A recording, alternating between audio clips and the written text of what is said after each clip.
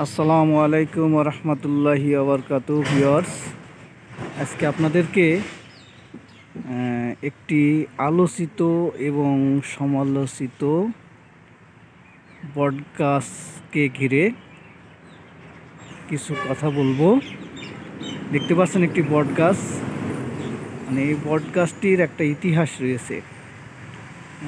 দেখেন বটগাছটি আসলে কি বলবো, অনেক বড় বটগাছ এবং এই বটগাছ যে কত সালের এটা আমি ঠিক বলতে পারবো না, বা এখানে যারা বসবাস করে হয়তো বা তারাও ঠিকমতো বলতে পারবে না।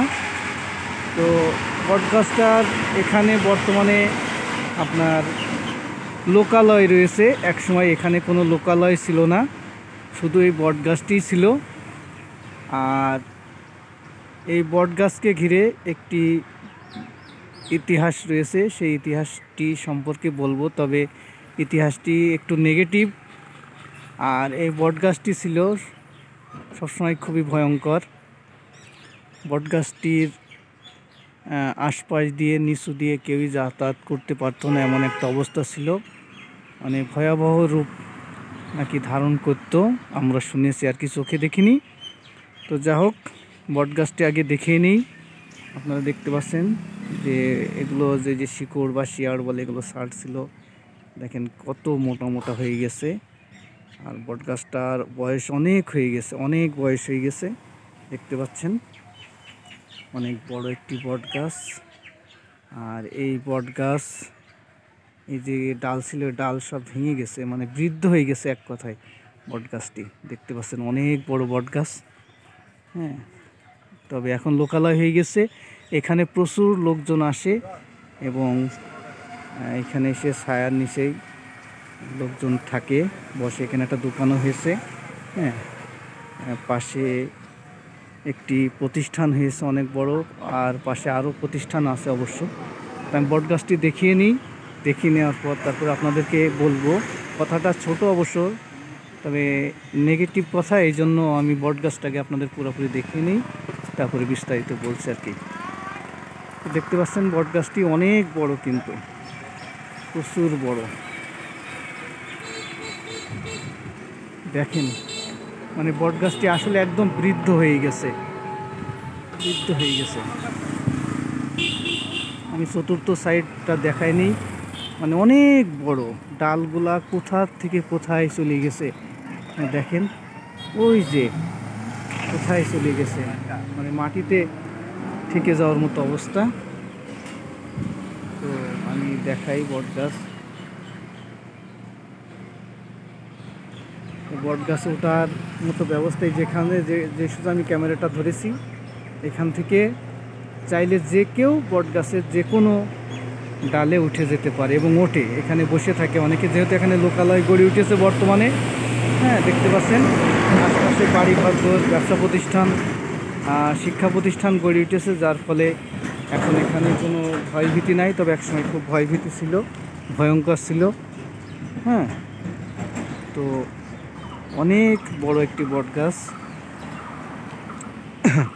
সচরাচর এরকম বটগাছ আমাদের আশপাশে নাই, এত বড় বটগাছ।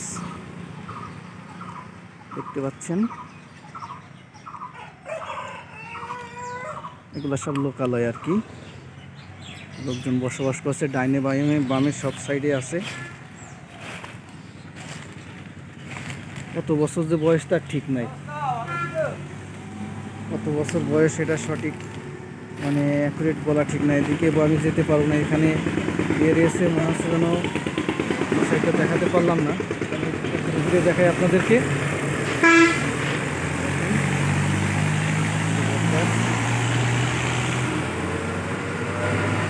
দেখতেই পাচ্ছেন, আসলে কী বলবো, আসলে ভয়ঙ্কর ছিল বটগাছটি।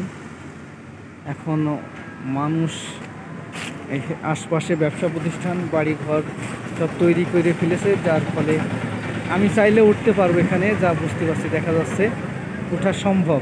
হ্যাঁ, এখানে ওঠা যাবে, এই যে ওঠা যাবে, এখান থেকে বেয়ে বেয়ে উপরে, একদম উপরে চলে যাওয়া যাবে, কোনো ব্যাপার না, সব দিকে যাওয়া যাবে, যা দেখতে পাচ্ছি আর কি। তো যে কথা বলছিলাম, কথাটা হাসিও লাগবে শুনলে এবং কষ্ট লাগবে। ভালো আছো? কথাটা হচ্ছে একটু খারাপ লাগবে শুনতে অনেকেরই। এই বটগাছটির একটি ইতিহাস রয়েছে। এই বটগাছটির নিচে কোনো এক সময় কী কারণে তা জানি না, স্ত্রী তার স্বামীকে নিয়ে আসছিল। নিয়ে আসার পরে সেই স্ত্রী তার স্বামীকে এখানে এক কথায় হত্যা করে, মেরে ফেলে, মানে জবাইহ করে হত্যা করছিল স্ত্রী তার স্বামীকে। মানে কতটা ডেঞ্জারাস ছিল সেই মহিলা, যে তার স্বামীকে, যার পায়ের নিচে তার বেহেশত, সেই স্বামীকে সে এখানে জবাই করে হত্যা করছিল। সেই থেকে এই জায়গাটা আরও ভয়ঙ্কর হয়ে উঠছিল, খুবই ভয়াবহ। এর নিচে দিয়ে কেউ যাতায়াত করতে পারতো না, যাওয়া আসা করতো না, কোনো লোকালয় ছিল না, বাড়িঘর ছিল না, মানুষের আনাগোনা ছিল না। এই সাইডে যে রোডটা দেখতে পাচ্ছেন, এই রোড তখন ছিল একেবারে সিঙ্গেল, গাড়ি ঘোড়া মানে দিনে একটা চলতো কিনা সন্দেহ, এমন একটা অবস্থা আর কি। তখন ওই যে আপনার স্যালো ইঞ্জিন যেভাবে স্টার্ট দেওয়া লাগে, ওইভাবে হ্যান্ডেল দিয়ে স্টার্ট করা লাগতো, ওই গাড়ি নাকি চলতো, দিনে একটা যেত আর আসতো, এটাই। তো এখানে ওই মহিলা তার স্বামীকে হত্যা করে, জবেহ করে রেখে দেয়।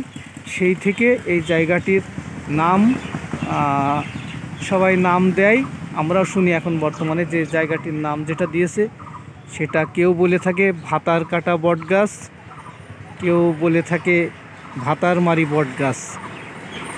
এখন এই স্থানটির নাম আখ্যায়িত করে সবাই ডেকে থাকে ভাতারমারির বটগাছ, ভাতার কাটা বটগাছ। বা আমার একটু হাসি পাচ্ছে অবশ্য, একটা করুণ কাহিনী দিয়ে, তারপরেও এই ভাতারমারি এই জিনিসটা শুনতে আসলেই খারাপ লাগে, কিন্তু আসলে যেটা বাস্তবে ঘটেছিল আর কি, যে সে তার স্বামীকে এখানে হত্যা করছিল, যার জন্য এখানে নাম রেখে দিয়েছে ভাতারমারি বটগাছ, ভাতার কাটা বটগাছ নামে আখ্যায়িত করেছে। তো আমি যতটুকু জানতাম আর কি সেটা আপনাদের মাঝে শেয়ার করলাম। আর বটগাছটি যেহেতু অনেক বড়, বৃদ্ধ হয়ে গেছে, তা আপনাদেরকে একটু ভিডিও করে দেখালাম, বটগাছটি দেখানোর চেষ্টা করলাম।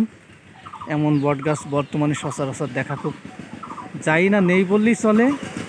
এটা এই অঞ্চলের যেখানে অবস্থিত, গ্রামটির নাম মনোহরপুর, আমাদের জীবননগর থানারই একটি গ্রাম।